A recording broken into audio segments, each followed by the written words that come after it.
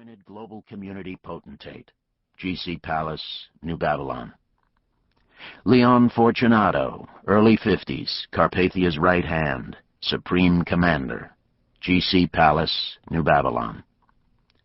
Peter Matthews, late 40s, former Cardinal, Cincinnati Archdiocese, self-appointed Pontifex Maximus Peter II, head of Enigma Babylon One World Faith, Temple Palace, New Babylon. The Undecided. Hattie Durham, 30, former flight attendant, Pan-Continental, former personal assistant to Nicolae Carpathia, Safe House. Dr. Chaim Rosenzweig, late 60s, Israeli botanist and statesman, discoverer of a formula that made Israeli deserts bloom, former Global Weekly Man of the Year, Jerusalem. Prologue. From Apollyon. A vast network of house churches had sprung up, seemingly spontaneously, with converted Jews, clearly part of the 144,000 witnesses, taking leadership positions. They taught their charges daily based on the cyberspace sermons and lessons from a prolific Zion ben Judah. Tens of thousands of such clandestine local house churches, their very existence flying in the face of the all-inclusive Enigma Babylon One World Faith, saw courageous converts added to the church every day. Buck Williams had long been anonymously broadcasting his own cyberspace magazine, The Truth, which would now be his sole writing outlet. Ironically, it attracted 10 times the largest reading audience he had ever enjoyed as senior staff writer for Global Community Weekly. He worried for his safety, of course, but more for his wife Chloe's. Nicolae Carpathia's litany of achievements ranged from the rebuilding of cities and roads and airports to the nearly miraculous reconstruction of New Babylon into the most magnificent city ever built. It is a masterpiece I hope you will visit as soon as you can. His cellular solar satellite system, CellSol, allowed everyone access to each other by phone and internet, regardless of time or location.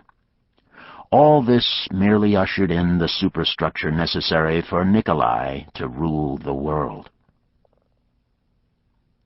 The day would come when the sign of the cross on the forehead would have to say everything between tribulation saints. Even pointing up would draw the attention of enemy forces.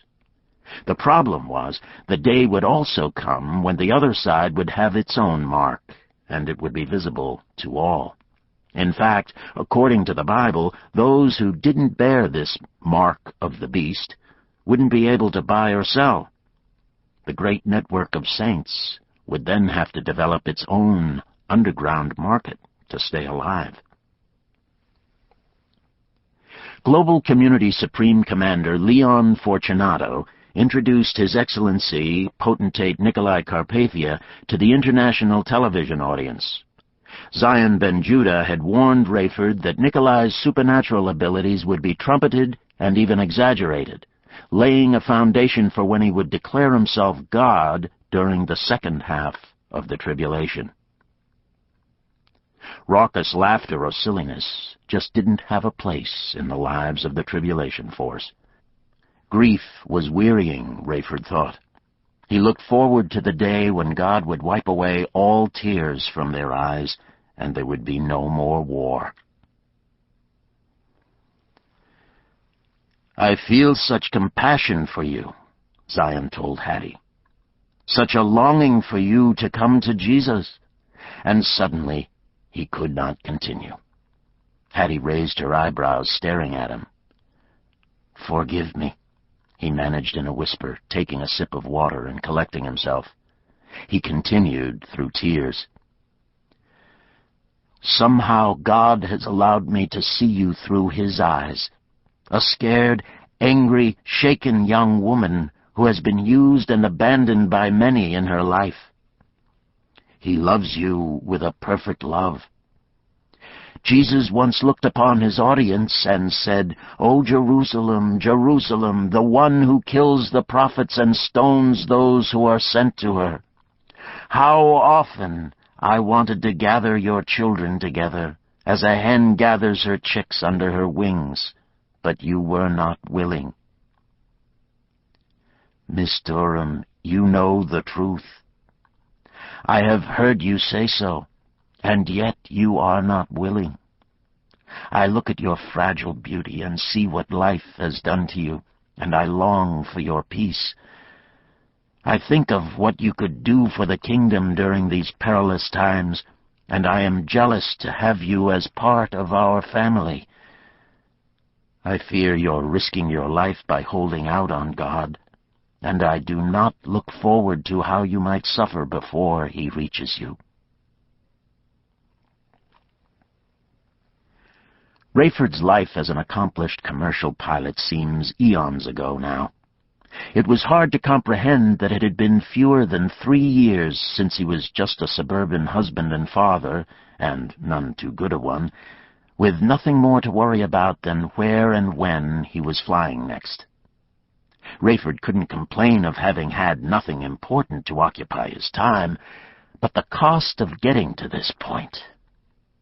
He could empathize with Zion.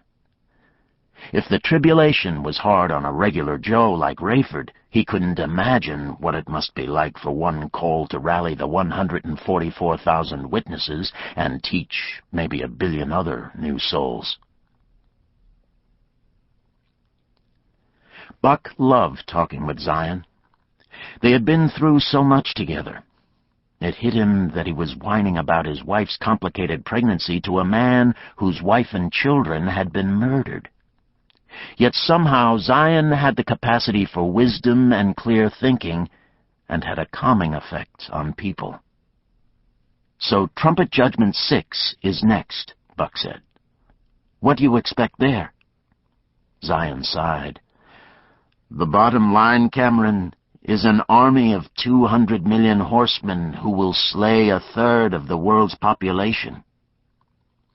Buck was speechless. He had read of the prophecy, but he had never boiled it down to its essence. "Whatever we have suffered," Zion continued, "whatever ugliness we have faced, all will pale in comparison to this worse judgment yet." "And the ones after this get even worse?" "Hard to imagine, isn't it? Only 1/4 of the people left behind at the rapture will survive until the glorious appearing, Cameron. I am not afraid of death, but I pray every day that God will allow me the privilege of seeing him return to the earth to set up his kingdom. If he takes me before that, I will be reunited with my family and other loved ones.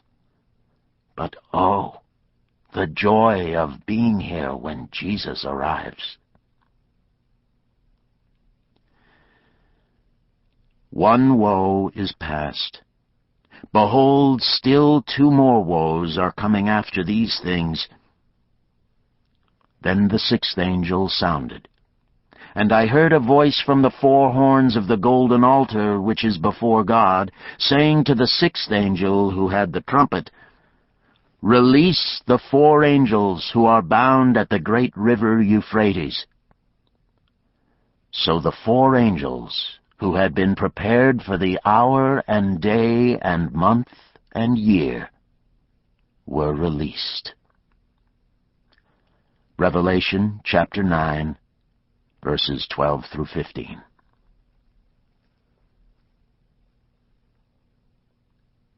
Chapter 1. Rage.